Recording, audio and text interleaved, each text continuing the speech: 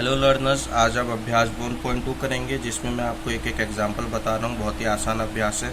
अभाज्य गुणनखंड के गुणनफल के रूप में व्यक्त करना है। तो 140 को हमने गुणनखंड, आपको गुणनखंड पता है, 2 से इसको भाग के 70 बार, 2 से 35 बार, फिर 5 से इसको भाग के 7 बार, फिर 7 को भाग के 1 बार। तो इसको हम इस तरह से लिख सकते हैं 2 की घात 2 गुणा 5 गुणा 7। दूसरा क्वेश्चन है एचसीएफ और एलसीएम निकालना है। फिर दोनों संख्याओं का गुणनफल बराबर एचसीएफ इंटू एलसीएम, ये जांच भी करनी है आपको। तो इसका पहला क्वेश्चन है 26 और 91। 26 का हमने गुणनखंड किया, आप देख सकते हैं, और इसको इस तरह से लिख लिया। 91 का गुणनखंड किया, इसको इस तरह से लिख लिया।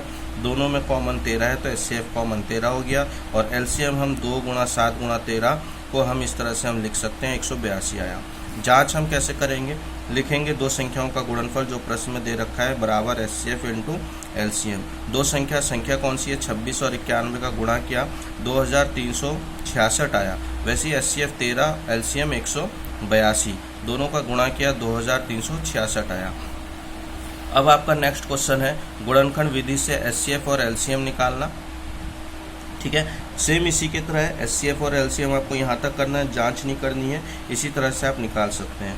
Question number 4, HCF is equal to इतना दे रखा है 9 और एलसीएम इजिकल टू इतना दे रखा है आपका, ये आपको ज्ञात करना है। तो कैसे करेंगे? सेम इसी की तरह क्वेश्चन है। दो संख्याओं का गुणनफल is equal to HCF into LCM.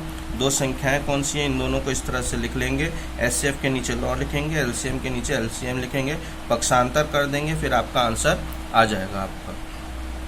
अब क्वेश्चन नंबर 5 है। थोड़ा बहुत आपको ये क्वेश्चन अटपटा लगेगा, लेकिन आसान क्वेश्चन है आपका, ज़्यादा कठिन क्वेश्चन है नहीं। तो आप इस क्वेश्चन में क्या करेंगे? जांच कीजिए कि क्या किसी प्राकृतिक संख्या n के लिए 6 की घात n, यहाँ पर गौर कीजिएगा 6 की घात n घात के रूप में अंक 0 पर समाप्त हो सकती है नहीं। तो हमने दे रखा है n प्रकृत संख्या है, तो n एक प्रकृत संख्या, इसलिए n इजिकल टू 0, 1, 2, 3, 4 कुछ भी हो सकता है। हमने यहाँ पे 2, 3, 4 लिखा क्योंकि किसी की घात 0 रखने पर संख्या का मान 1 हो जाता है, घात 1 रखने पर वही संख्या आती है। तो इसीलिए हमने n बराबर 2 रखा। 6n की घात 2 बराबर 6 गुणा 6 बराबर 36। इकाई का अंक कितना है इसमें? 6। इसी प्रकार हमने घात 3 रखा, इकाई का अंक कितना है? 6। इसी प्रकार हमने n बराबर 7 रखे, देखा तो इकाई का अंक इसमें भी कितना है? 6। इस तरह हम कह सकते हैं कि 6n अंक शून्य पर समाप्त नहीं हो सकता।